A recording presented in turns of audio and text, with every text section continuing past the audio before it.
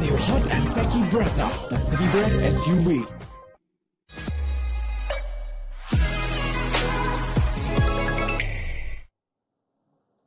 $201 for 3 is where the Sunrisers Hyderabad finish against Rajasthan Royals. It's 76 fewer than what they scored the last time they batted first in Hyderabad, but it's significantly more than what you may have expected after they were 37 for 2 at the end of the power play. We revisit the first innings of match number 50 on Maruti Suzuki Arena, presents ESPN Cricket for Timeout, powered by JBL, in the continued company of Mitchell McClenaghan, Dasgupta and Wasim Jaffer.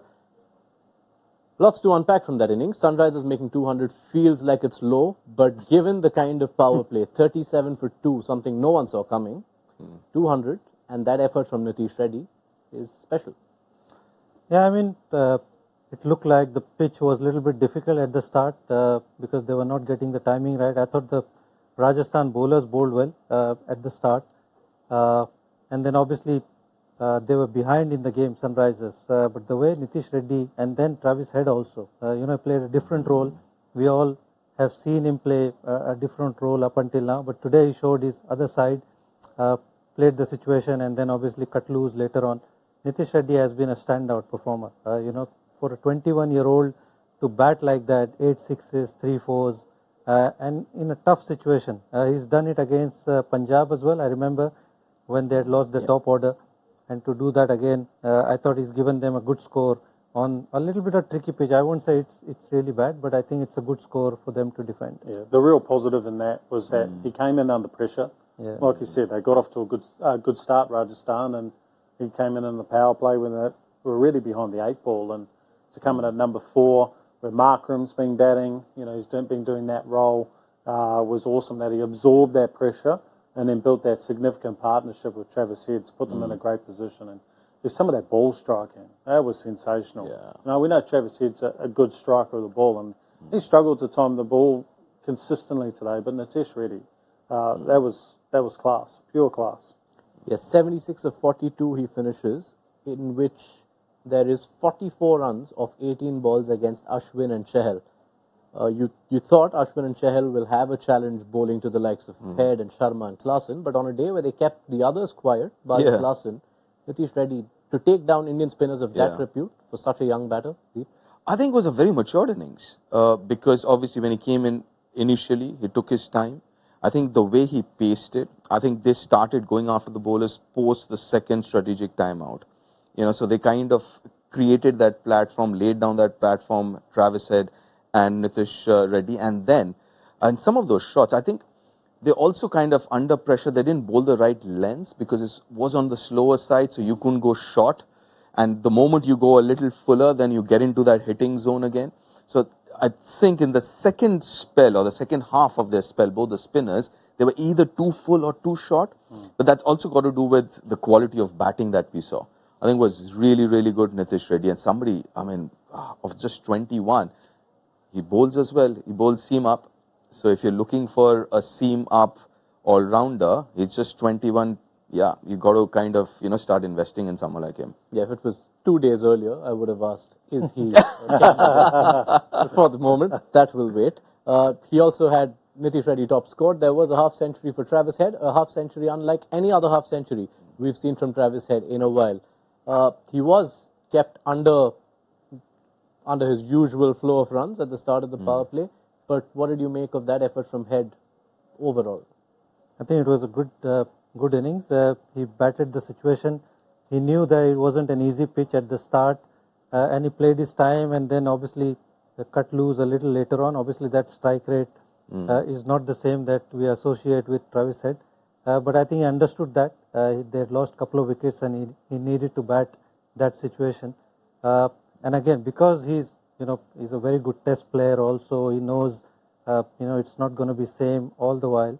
So I think it was, considering that, it was a very good innings. Added points for being able to bat this way, because when you're having a season where you're scoring at 200s, you can almost feel as if I'll take on everything. And that's the innings of a leader. Somebody who kind of would lead and show others how to go about playing on a surface like that. That's a very important aspect, especially when you're opening in a T20 game, batting first, how the conditions are.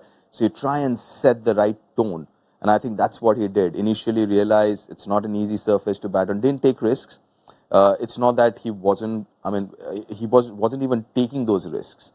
So he was very happy picking up those singles, and once he was set, obviously he started scoring more briskly. But again, a very, very good innings, a top-notch innings. When you look at that strike rate, and you'd say, oh, it's a 200 game, and he was striking at 125 or something. But if you look at the context, and anyone who's watched the first half, the first 10 overs, would realize the importance of that innings. Take us through that first 6 overs then, Mitch. Why was it that Head and Sharma and Hyderabad on the whole were kept as quiet? Well, you've got a world-class opening bowler in Trent Boult. He didn't really miss at all with the ball. Used a couple of knuckleball variations, bowled a tight line. Could have had Travis Head out in the first ball of the match. You stop talking about it. So those moments, if you're going to win a final and make the top 4, those are significant. That's 58 runs you've let go there. While it was a tough chance, it's one you would expect to be taken at this level, particularly from a point fielder. So that was massive. They created chances. I think they rolled the dice. Yeah. You guys spoke about Ashwin coming in and bowling and opening the bowling, and he did. And geez, he was effective. And we saw straight away when Ashwin bowled, he got a couple of balls to really bite.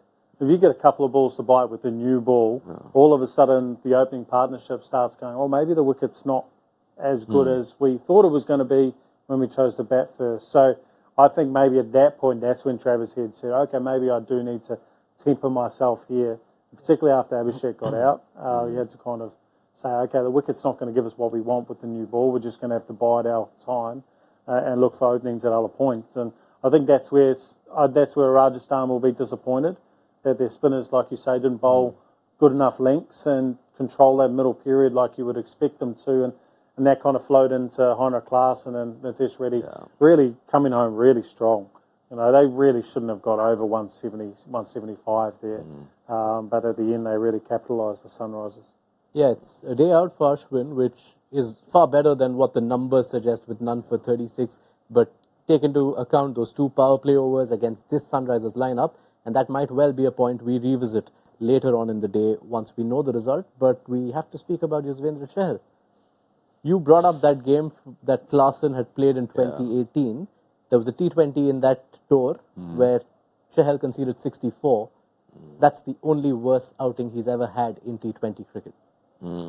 Listen, I thought batted beautifully, Klaasen and Nitish, especially Nitish.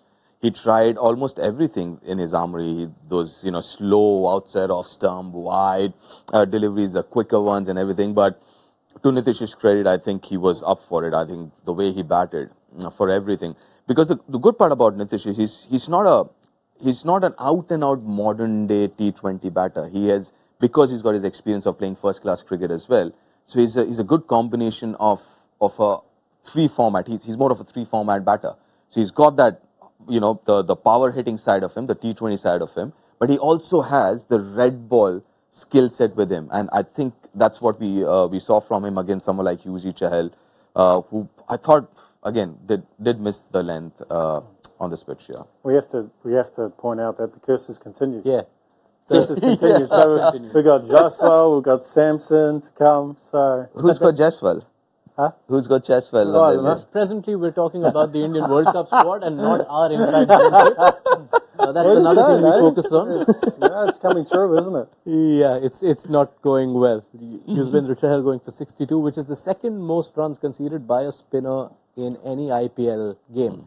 Right, the chasing team is almost out. Joss Butler is, as expected, Impact subbed in. Let's get a result prediction as well as your outrages for the second innings. Wasim. I'm going to back Sunrisers to get the job done because they are 1 batter short and Butler to not get more than 12.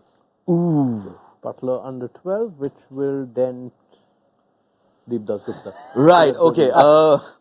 I'm going to go with Rajasthan Royals. I think they're gonna do it. I mean, it's going to be a close game is what I think. And, they're going to win it with 1 ball to spare. Would that be... So you're going with that as an outrageous? Would that be outrageous enough? That can be a score prediction. That's part of the score. Give us something more specific. Okay, Butler to get 70 plus. We'll take that. Yeah? We'll take that. Mitch? I think Sunrisers will win by 7 runs. And I think Marco Janssen will take a wicket in his first over. Ooh, that's good. We take that. We can also see that Sunrisers have also played their impact card. It's Jaydev Unadkat who comes in. Was there a case for Mayank Markande or?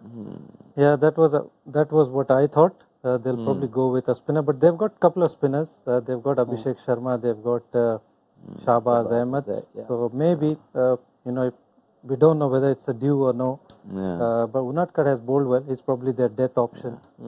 And if play is on the slower side, he can bowl those cutters. So he can be valuable either way. If it's due or not due, turning, not turning. So he can be, you can hedge your bets with him. The important part, I believe, as a batter on this surface would be to take your time, get yourself in, get used to the pace and bounce. Because that's what we saw with those 3 innings as well, with Klaasen, Nitish and Travis Head. It's not one of those pitches where you can just go and start hitting a 6 from the very first delivery. So anyone who takes their time should be in a good position. All right, they should be in a good position. Wasim Jaffer is already in a good position, and that's why And I'm not. Dasgupta is not. Josh Butler is already gone. That's all I'll say. I didn't let you give an update, so I will follow the same rules here. But that also takes us to the Butler-Bhuvaneshwar matchup, which we brought up. So, wow, already quite the start to this chase, and Rajasthan are dented early, but will they find a way back? Whatever happens, we will be back here as soon as the game is over, so be sure to join us then on Maruti Suzuki Arena. Presents ESPN Cricinfo Timeout powered by JBL. Go ahead and download the ESPN Cricinfo mobile app if you haven't already. It'll have you covered through the rest of this chase. See you at the end of Hyderabad versus Rajasthan.